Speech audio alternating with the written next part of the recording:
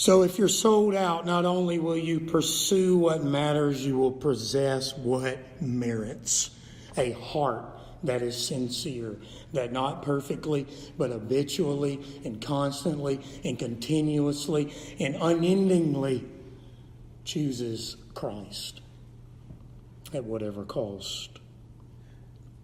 But having such a heart over a whole lifetime has another effect. And so we end with the third. All of those decisions come together and heap up a mighty pile of decisions. And so we have number 3. Not only will you pursue what matters, not only will you and I possess what merits, you will pile up what magnifies. Verse 11. He says, having been filled. Feast on this for a second. This is the most encouraging part of the sermon. Everybody's like, okay. Y'all have started school, okay, so y'all are ready for some English. The perfect present tense. The perfect means a completed act in the past. It's over. It's completed. With ongoing effects into the present.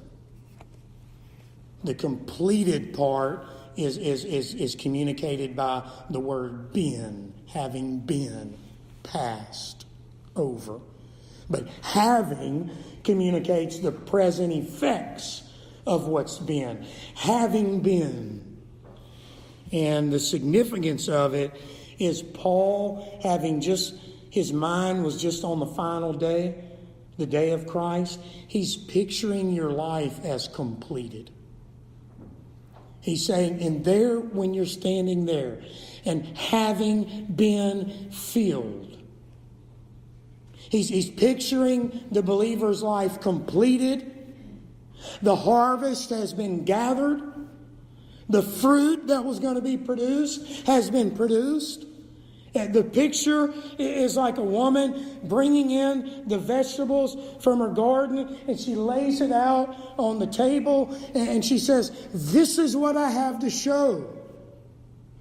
This is the fruit. What you notice, it's in the collective singular. Fruit, not fruits. Paul is picturing your life, all of it combined. The result of your life. What we're talking about this morning is not secondary. We're talking about Chance Lawrence was born this day, died this day. Jeremy, born this day, died this day. Brandon, born this day, died this day. Ryan, born this day. What do you have to show for what happened in between? It's going to be gathered. Lord, this is the result of my life. This is the harvest of all my decisions. This is the fruit, the collective fruit laid out on the board. This is what you get, Lord, from this life. That's what Paul has in mind.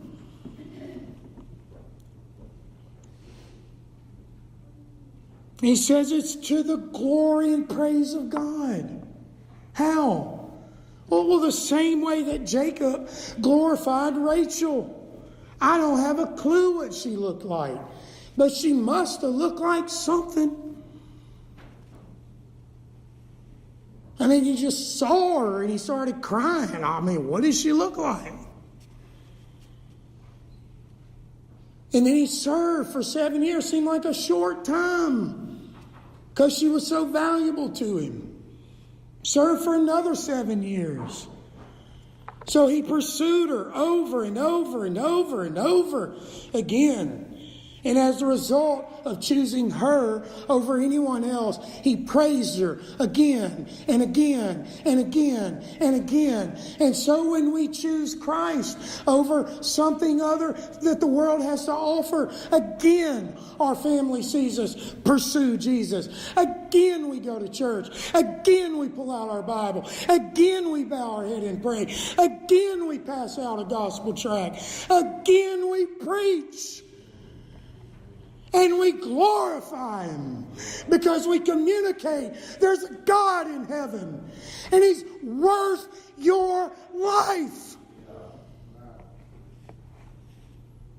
And people must reckon, as all of you in this room must reckon, with why a crazy guy from Tioga wants to preach and preach and preach and preach.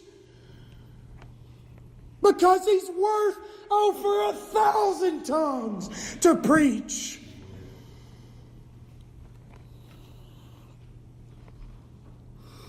I listened again to Bob Jennings' interview with Tim Conway. You should go listen to it again if you've listened to it before. Bob sat there. He's dying of cancer. Some of you know of him. Some of you don't. Bob Jennings, you look him up on I'll Be Honest and this interview. If you need help, I'll text it to you. But he is being interviewed by Tim. And you know, he says, what all are you thinking, Bob? What do you see now that the end is here? I mean, what a sweet man. He said these words. I listened to it yesterday. I'm in the coffee shop, just trying to let people not see me crying. Listened to it again this morning. I was brushing my teeth. Trying not to let Charlie see me bawling. He's sitting there, he says, you realize how far short you've come of conformity to Christ, how far short of perfection you come. But then it was so sweet, he said, but the thing that makes the deathbed pillow soft, he says, in a real measure, the real Christian can say, Lord, I haven't done it all right. But he said, like he said of Mary with that alabaster jar, he said, she did what she could. And he said, in a real way, you can say, Lord, I really have lived my life for you. You could say, I had one life. And I could have done it a million different ways.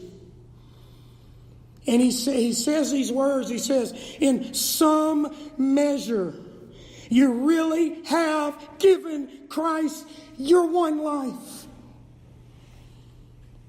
And you're able to look him in the face on Judgment Day and say, Lord, I know this and I know that and I know that. It wasn't perfect. But Lord, in a real way, here's the life you gave me. In a real way, you're able to say that. Here it is.